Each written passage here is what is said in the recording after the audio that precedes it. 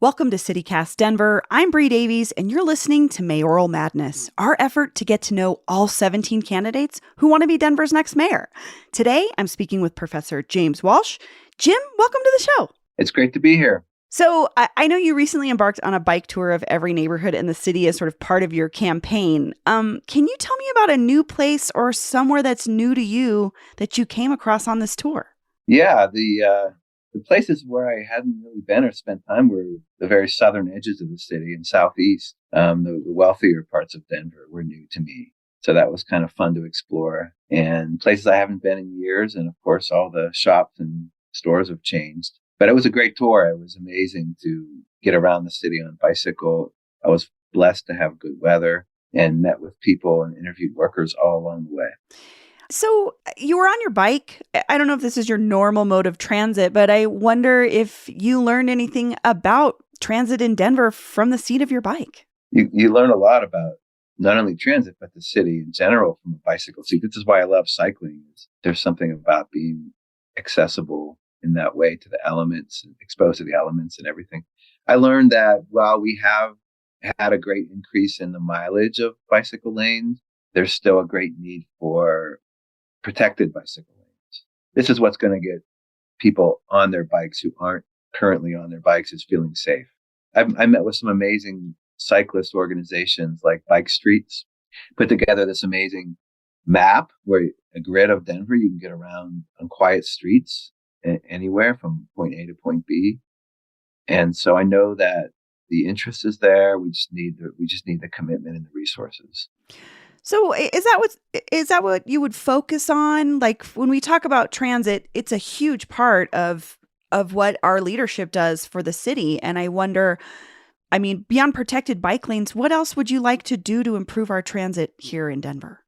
Yeah, so there needs to be lanes that aren't just for cyclists, but for all rolling methods, I guess. I don't know if there's a good term for that.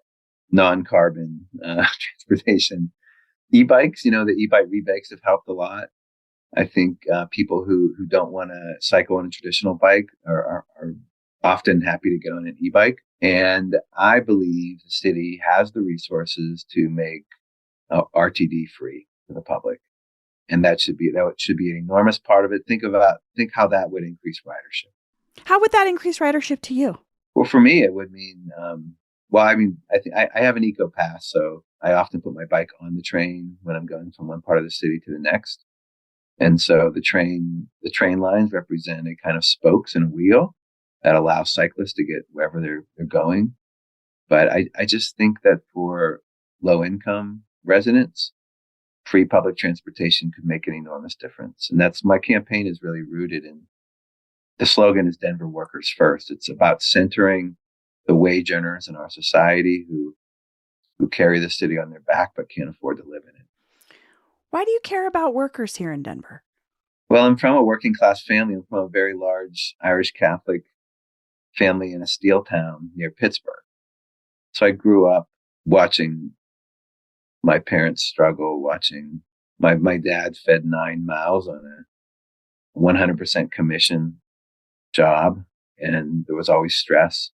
So I grew up in a situation where I understood what struggle felt like.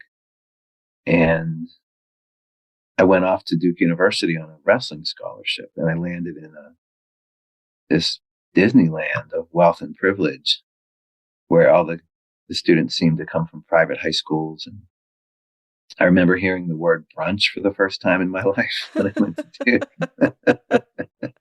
I had never heard the word. Sure. It wasn't in my vocabulary. So I developed class consciousness based upon going from those two experiences.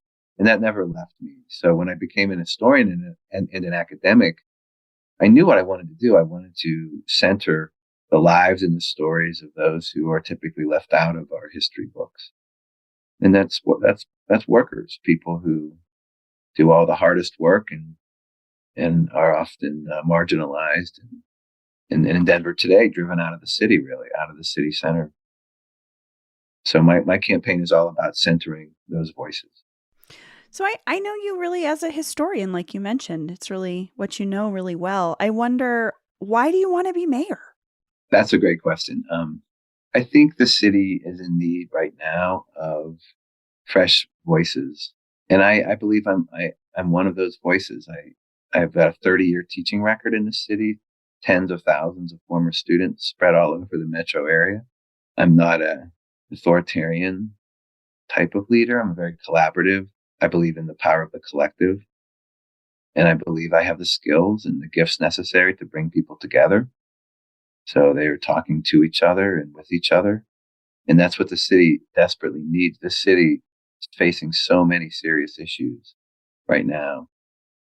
And I believe I have the temperament and the historical knowledge. I know the history of the city deeply. And that matters as well. That's a very important element that anyone in the mayor's office should have command over the city's history. So you think history is really a good component of what we need to look at when we're looking at leading a city into the future? It's absolutely necessary. It's time for an historian to be in the mayor's seat because if you don't know where you've come from, you have no way of knowing where to go. And this city has come far from a time when the city was controlled and run by the Ku Klux Klan to a city that's today quite progressive. And but to know the next steps, that's the challenge is building a city that's inclusive to all income levels. We do not have that city today. And until we do, we can't really call ourselves, in my view, a progressive city. So, kind of related to this conversation about working people, because I think affordability obviously is a huge part of this conversation about what Denver looks like for the future. So, there's a bill in front of the Colorado General Assembly right now that would repeal the statewide ban on rent control. And supporters say increasing rents are the number one cause of homelessness, but opponents say rent control would stymie development and drive up housing costs. If that bill passes and you're elected mayor, would you implement rent control in Denver? I am a supporter. There's a long, proud history in the United States of tenants' rights organizations. It goes back to the Great Depression and even before then, of people who are facing situations where they can't own property and they're forced to rent and coming together and organizing. And so I see this as a part of that tradition, as part of that trajectory. And I think anyone in the mayor's office needs to be a supporter of that because that's a policy that's going to help our low income neighbors. So I wonder about homelessness then, because I know you've said that you'd stop the sweeps, but what would you do to tackle our homelessness crisis in particular? I think I have the most immediate and impactful idea for this of any of my colleagues. And it's a really simple idea. It's called universal basic income, also known as guaranteed income. And this is not a pie in the sky. This is something that's been done in different parts of the world and is currently being done in the United States, Stockton, California, and other places. Denver's doing an experimental version of this. And anyone listening to this, if you feel skeptical, I encourage you to go look at the data. The data is clear. When the people who are most in need are supplied with more resources, the civic health of a community improves drastically. And money is saved in healthcare costs. Money is saved in incarceration costs. Substance use goes down. Well-being of low-income people rises tremendously. And people begin to imagine new lives and new ways of existing. And so that's not just something that helps low-income people. This is something that helps the entire city. And I'm a huge believer. This is an idea whose time is now. And think about people who cannot find housing, people who are on the streets, people who are barely holding on to the place that they're renting currently, people who are making minimum wage, people who are forced to work two jobs to survive and may have children. If those families had, we're not talking about supplying people with a penthouse apartment. We're talking about $500 a month, perhaps $1,000 a month. This is going to have an enormous impact. We saw glimpses of that impact when the child tax credit was expanded and then taken away. Something like 40% of children living in poverty, a decrease of 40%. And so we know that this can work. Historically, the poor have been judged and looked at as people who don't have the know-how to handle money, but the data says otherwise. The data says that the people who best know how to handle more resources are the people who most need those resources. And so I will push this idea until the last days of this election because I think it's the only viable, immediate solution. Think about what that would do for housing in this city. Would you briefly explain universal basic income for someone who's maybe never come across this concept before? Yeah, it's very simple. It's guaranteed monthly income. The parameters of who gets it, that all needs to be worked out and thought through very thoroughly. But it would go toward those at or near and below the poverty line, and those living on the streets. This would not be something that middle class families would be receiving, or those with great privilege. This would be simply for people who are struggling and suffering the most and need that help. You know, low income parents are not just resource poor; they're also very time poor. They work. I'm sure everyone listening knows someone who might work 2 or 3 jobs. That means their children suffer. That means a whole generation is going without time with their parents. We can solve this. And this is not something that's some enormous, unbelievable expense. So much of it we get back through social benefits that come with this.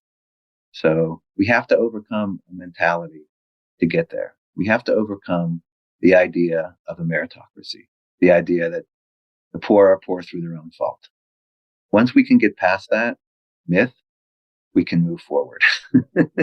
And that's why we need an academic in the White House. I'm sorry, I said the White House. Wow, you're going big. In the mayor's office. I'm a little low on sleep. That's okay. Well, Jim, I have to ask though, where would that money come from? Well, it would come from this is a wealthy city. And remember too that we're not talking about some enormous sum of money. You know, $500 a month for families, that's not going to break the bank. I would have to look at the budget. I would have to look at how much this would cost, and I would have to look at where it would come from in terms of possible increase in taxes, particularly on the kinds of tax breaks that are given to corporate interests. I think that it has to come from the top. You know, and so we have a disparity of wealth problem in this country that we haven't seen since the Gilded Age. And we're talking about all housing, homelessness, crime. This is really what all of these issues boil down to, is the disparity of wealth. And this would have a direct impact on that.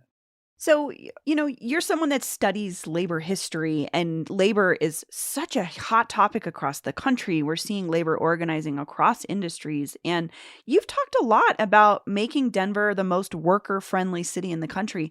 I would love to know specifically, how would you do that? Well, UBI is one. A minimum wage that's closer to a living wage is another.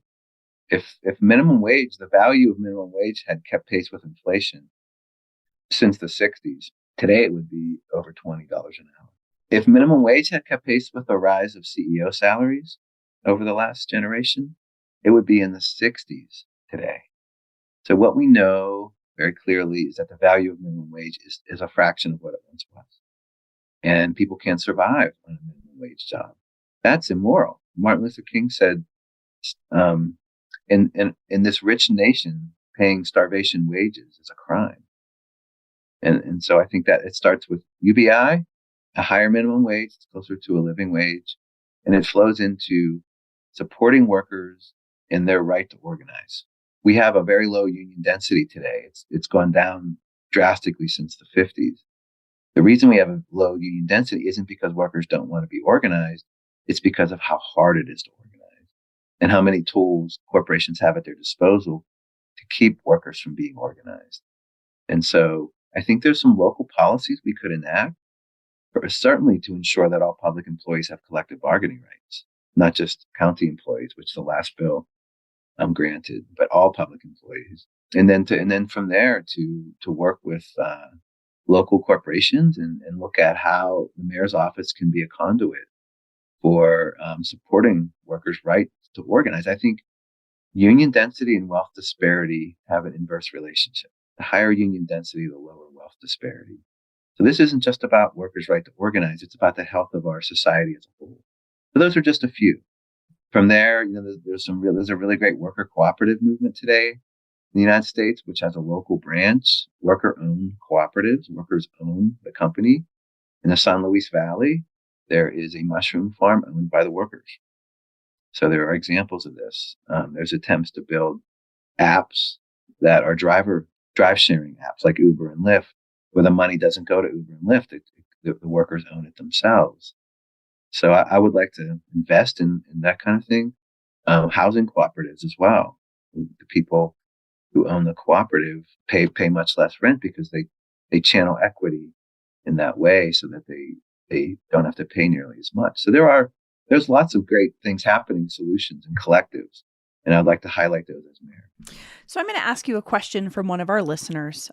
Gina F. writes, quote, "My neighborhood Safeway said they watch people walking out of their stores constantly with loads of groceries, and they're not allowed to stop them, and that's why the grocery prices are rising. I've heard the DAs are sending these criminals, quote, many repeat criminals, back to the streets.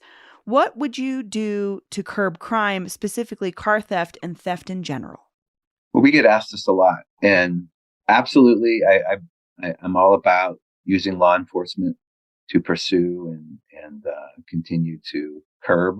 Of course, I had a catalytic converter taken from my car a year ago, so that needs to be addressed. And a lot of it are rings, they're organized. So that absolutely needs to be addressed through our police department and channeling resources in the direction they need to go. I want to say though that I'm a little bit cautious when I hear about crime waves. Historically, every civil rights movement has been followed by a law and order backlash, and I believe we're living that law and order backlash, like we did in the Nixon era, like we did in the McCarthy era, and that backlash is the demonization of critical race theory, the emphasis on crime waves. So I want to just emphasize that we have to look at this through an historical lens and be a little bit cautious about what it means, because we know this: when fear leads elections, it never ends well. And so just questioning that narrative a little bit is very important. And I think also one more point I'll say about that is law and order backlashes always lead to a remilitarization of police, and that hurts low income communities. So we don't want to go back to a remilitarization of police. We want to go to a place where police resources are used adequately and are used humanely and nonviolently. And so along with the listener who wrote that, this organized crime rings need to be dealt with firmly, and I would, as mayor, I just want to make sure we're looking at this through an historical lens. So you've really put great context around this conversation about the role of police in our cities and how it can be used, or, I mean, we're looking at the aftermath of protests is kind of what you're talking about this last couple of years, right? And I just wonder, there's still folks that say we still need to hire more police. And then there's folks that say we need to abolish the police. So where do you land in that conversation? Like, what would you do to deal with the police department here in Denver? Well, I'm not about abolishing the police. I think we need police, and police are important. I have family members who were law enforcement back in Pennsylvania. It's really about reshaping the mission of police and what they do and who they are and how they intervene. And that when they're in low income communities, they're not there to police, they're there to serve. And that's a mindset that comes through training, I think. So the STAR program's a great start. I know that came out of street activists and street medics, and that needs to be expanded. I would expand that so that there's a big percentage of 911 calls that don't require someone with a gun. They just require help and assistance. So that's a big one. I think training police in nonviolent, non-lethal de-escalation tactics matters. Yeah, I mean, I know there's situations that are just violent because they are, and police have to intervene with a heavy hand. But I also know that there's a lot that are not, and police just the very presence of police causes an escalation. So police training is a big part of that. I think police officers need access to mental health services in a way that they're destigmatized. a lot of officers have a kind of machismo socialization where seeking mental health treatment is weakness or something like that. So getting officers beyond that, knowing that it's a very stressful work, and supporting officers in any way that they need that. So that's my vision for law enforcement, is to focus on, instead of force being first, force should always be last. So I'm going to ask you a couple of questions from this sort of list of questions that we give to every candidate. We pick a couple random ones. So we've had the same mayor, Michael Hancock, for 12 years. And while many people are ready for change, many others reelected him multiple times. What is something that Mayor Hancock got really right? And what's something that Mayor Hancock got really wrong? I think he was pretty good with COVID. I think his response to the refugees that were bussed into the city was very humane. He was on the right side of that. I do think the mayor has done a decent job in many issues. But as far as getting wrong, I think the way that the city has become so divided economically, and so many have been driven out of their communities, the mayor did not meet that moment. The mayor, whether he was blind to that or wasn't prioritizing that, I don't know. I want to give him the benefit of the doubt, but certainly did not meet that moment. And that's the number one. There are two Denvers today, and that division didn't just happen with this current mayor, but it certainly did increase with this current mayor. Casa Bonita, great restaurant, greatest restaurant. Do you have a hot take on Casa Bonita? I love Casa Bonita. I'm a North Sider, so I've been going there for years and looking forward to going back when it might have some good food. I will say too, I'm thinking from your perspective, it's one of the largest employers of youth in Lakewood. So, from a labor component, could be absolutely a stronghold for Jim Walsh supporters. That's true. I should be over there with signs. Maybe some cliff divers or two. Yeah, maybe there's a cliff divers union in the works. You never know. If there's not, there should be. So my last question is really part of the reason we're inviting all of the candidates for interviews is because we really want to hear what your fresh vision for the future of Denver is. As a person that looks at the past regularly, what is your vision for the future of Denver? The potential of this city is endless. One of the things I love about this city is the people you meet are from everywhere. But that's also the challenge of the city, is there's a transience about Denver that you don't meet a lot of people with very deep roots in Denver. At least maybe not the majority of people. So I think that transience comes with great challenges. But the Denver I envision is a Denver where just about every neighborhood has great economic diversity, and that includes a welcoming attitude toward those who are unhoused, our unhoused neighbors, instead of a kind of a ship them out of here attitude.